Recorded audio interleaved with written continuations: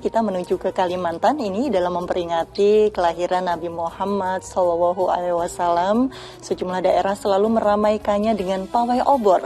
Nah, dari Kalimantan Selatan, ratusan santri berkeliling desa membawa obor sambil melantunkan sholawat dan bertasbih. Berikut liputannya.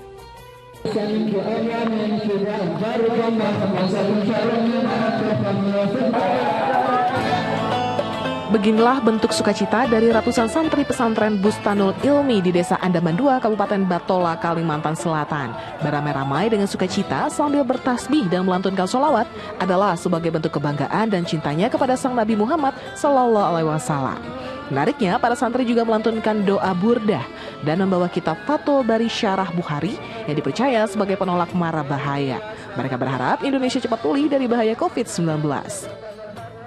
Bukan hanya pawai obor, sebenarnya juga kita bahasa Banjarnya itu ma'arak kitab Bukhari, Syarah Bukhari, yaitu Fathul Bari.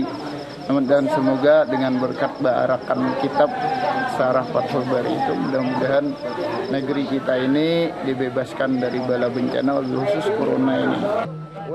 Ini merupakan kali pertama para santri melakukan pawai obor di hari Maulid Nabi ke-1443 Hijriah. Rencananya, agenda positif ini akan rutin dilaksanakan setiap tahun.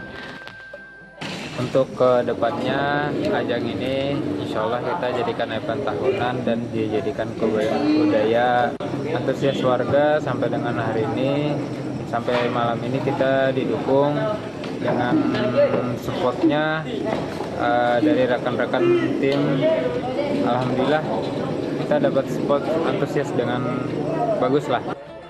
Peringatan Maulid Nabi ini bisa dibilang masih sama seperti tahun lalu karena di tengah pandemi akibat COVID-19.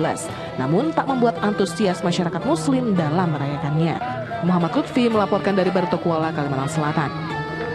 Ya, Masya Allah, ini tradisi pawai obor memang kerap dilakukan masyarakat di malam Maulid Nabi, juga di malam pergantian Tahun Baru Islam. Ustadz Atabik, sejak kecil kita diajarkan 4 sifat yang harus dimiliki para nabi, termasuk Nabi Muhammad SAW, yakni jujur, amanah, menyampaikan, dan pintar atau cerdas. Bagaimana menjelaskan ini, Ustadz? Ya, kita mengenal 4 sifat yang utama untuk Nabi Muhammad SAW. Siddiq, yaitu selalu benar, mampu menyampaikan kebenaran dengan baik. Kemudian amanah, menjalankan tugas tugasnya dengan sebaik-baiknya. Kemudian juga tabligh, menyampaikan dengan bahasa yang paling bagus. Dikatakan jami'un mani. Jadi Nabi Muhammad SAW di antara karakteristik hadisnya itu, ya bahasanya itu ringkas, sederhana, tapi maknanya amat sangat variatif, mendalam. Dikatakan jami'un mani'un. Itulah diantara kelebihan dari ungkapan-ungkapan Nabi. Hadisnya pendek, tapi maknanya itu bisa dijelaskan 5 halaman, 6 halaman. Padahal ya hadisnya hanya beberapa kalimat saja. Di situ menunjukkan tablighnya Nabi dapat difahami oleh semua masyarakat, bahkan masyarakat juga kagum dengan bahasa yang disampaikan oleh Nabi. Demikian juga fatona, kecerdasan, kejinusan Nabi, tentu tidak ada yang dapat menandinginya. Bagaimana seorang Nabi Muhammad SAW yang awalnya yatim piatu, tapi dia bisa berbaur dengan siapapun. Bahkan ia juga menyurati ke beberapa raja-raja yang ada dengan bahasa-bahasa yang agung. Dan beliau amat sangat tahu apa yang dibutuhkan oleh sahabatnya. Ya, ketika ada sahabatnya yang bermasalah dan mengadu kepada Nabi, Nabi memberikan solusi. Ada yang bertanya, Nabi bisa memberikan jawaban. Ada yang sedang bermasalah, Nabi memberikan jalan keluar. Itu menunjukkan Nabi amat sangat cerdas.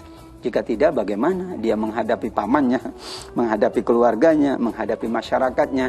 Sehingga dengan demikian, di antara sifat utama itulah 4 sifat yang wajib diingat oleh kita umat Nabi, yaitu siddiq, amanah, tabligh, dan fatona. Masya Allah, semoga kita bisa selalu meneladani 4 sifat utama yang dimiliki oleh Nabi Muhammad SAW. Nah,